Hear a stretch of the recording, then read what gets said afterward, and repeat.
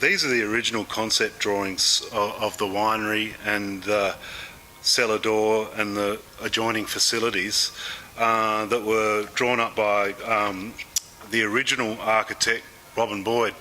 And he drew these in the late 60s, and midstream through a lot of his... he actually passed away in the middle of his work, so a lot of his original vision was taken up by another well-known Victorian architect called Ted Ashton, and Mitchelton very much is still based on, or the look and appearance is still very much based on Robin Boyd's original works, and Ashton really took them to the next step as well. So I suppose really what's happening now is we're trying to be very sympathetic to the original architecture and design of Mitchelton, and not take away from that the original vision that Boyd saw for Mitchelton, and really complement it and add to it as well by including accommodation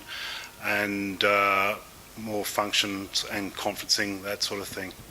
And what was the original vision for Mitchelton?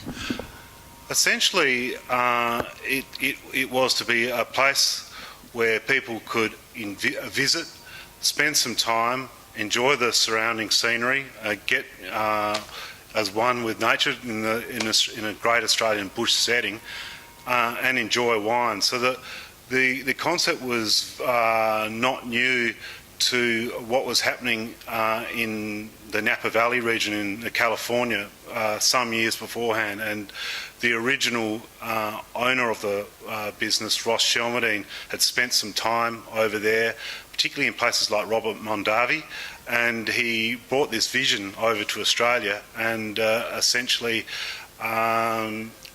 commissioned Robin Boyd to develop something along similar lines.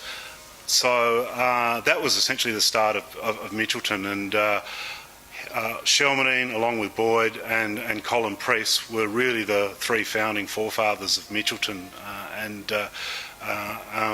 essentially established the business in 1974 when the first crush vintage was, and it is over the years it's probably been through 2 or 3 different changes in ownership, but I think the latest ownership under the Ryan family is really bringing back the original vision of what Ross Shelmerdine saw for Mitchelton, bringing people back to the winery and families to the winery, and having a total experience where they can enjoy good food, good wine, and get at one with nature in a fantastic panoramic setting on the banks of the Goulburn River.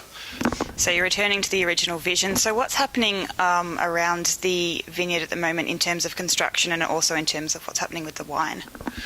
Yeah, this is an interesting time for us. At the moment, it's in another week or so, we'll expect to see the first bud burst of our vines and our Chardonnay vines, and for us, is essentially the start of a new season, both in the vineyard and the winery. So we look to crush the fruit during our vintage at the end of February and the beginning of March, and it goes through to the end of April. So we see this as the time for the new ownership and the start of a new season too. So it actually locks in well with each other. Yeah.